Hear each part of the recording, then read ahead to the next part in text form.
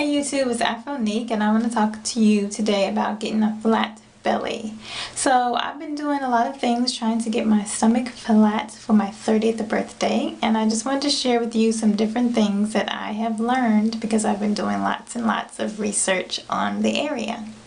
So this is going to be divided into two different videos. One will focus on the things you can do that are more towards exercising, and the other things are more focused towards diet. So first, let me say that there is no such thing as spot reduction, unfortunately. So you can do as many abs as you want to and as many crunches as you want to, but unfortunately you just can't reduce the fat from that particular area. You're gonna have to lose fat all over. And what I learned is that the way your body loses fat is in the reverse order of which it gained it. So if you gained it in your belly first, then you're going to lose it in your abdomen last, unfortunately. So this video is focused on exercise, so let me share with you the different things that I've been doing in and outside of the gym. So strength training is important, and you have to train your whole entire body, not just your abdomen, because like I said, you cannot spot reduce. So you want your whole body to be looking good and you want to lose fat all over. So when you are working out, you want to make sure that you are lifting heavy.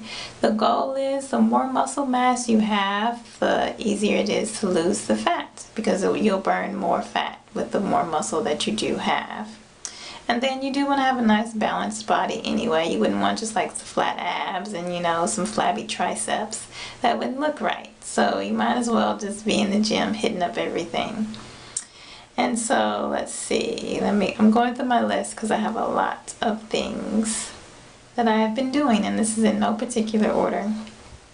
Okay, so one thing I noticed is that I noticed the most change in my body after I've had a good recovery period, which is 7 to 8 hours for me. And by recovery period, I just mean rest, mainly sleep. So for me, when you're in the gym, what you're doing is you're putting tears in your muscle, and then it's not until your sleep that those tears get repaired, and you're eating protein and doing things like that that help to repair those muscles.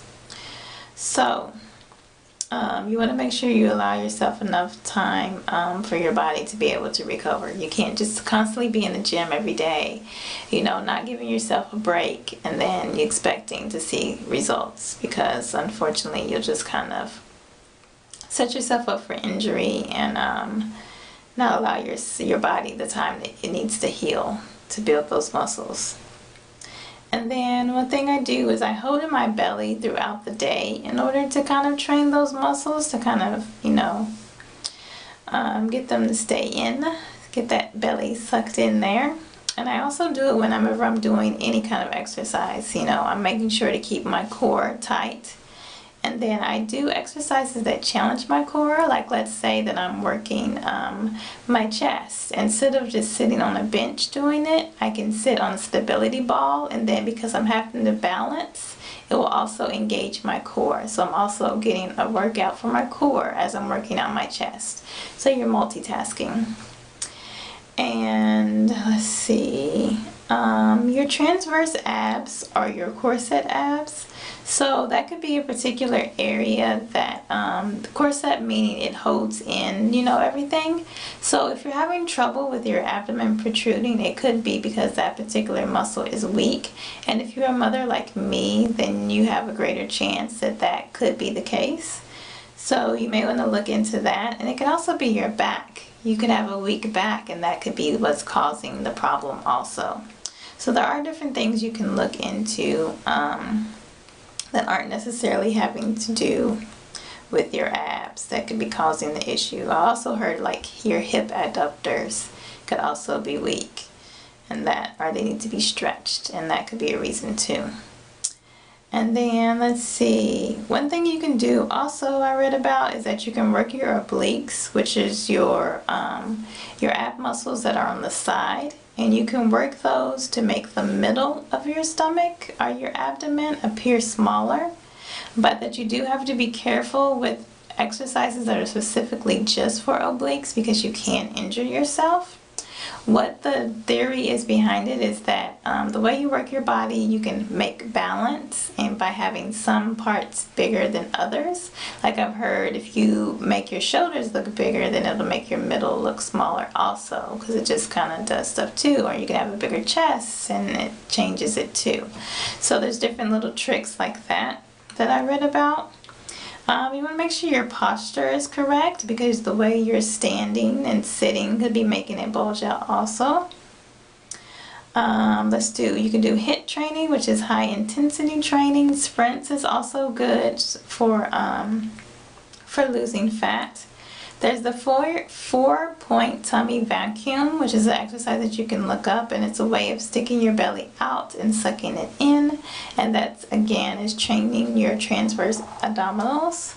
And then Yana, I don't know how to pronounce it. It's a breathing technique that also involves sticking your belly out, sucking it in, and it's also another way to train it outside of the gym. And that's Uddiyana, and I'll type that for you too. I'll try to type that somewhere so you know how to spell it, so you can look it up.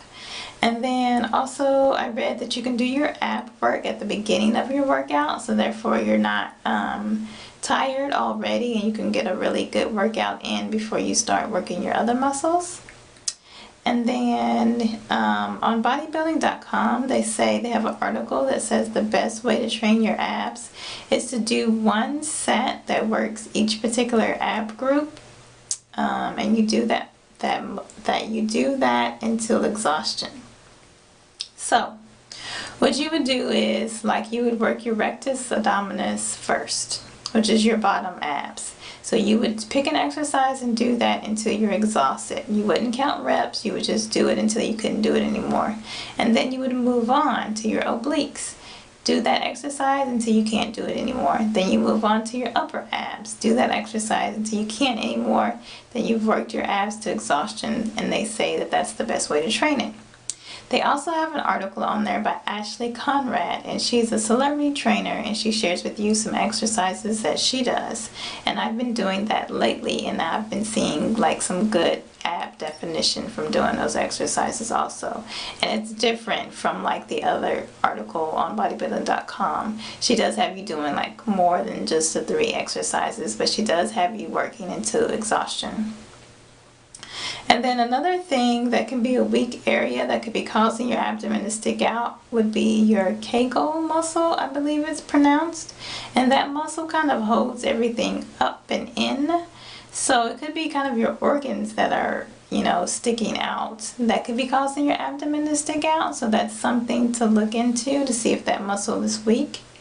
And then if you're a mom, you also want to make sure that that you don't have your ab separation that goes down the middle, like where your belly button is. That could be also causing your abdomen to stick out. So that's something you want to look into. And you can Google that so you can figure out how to do the test to figure out if you do have that separation that you would need to figure out a way to get fixed. There's certain exercises that you can do that I've done to make sure that mine is good.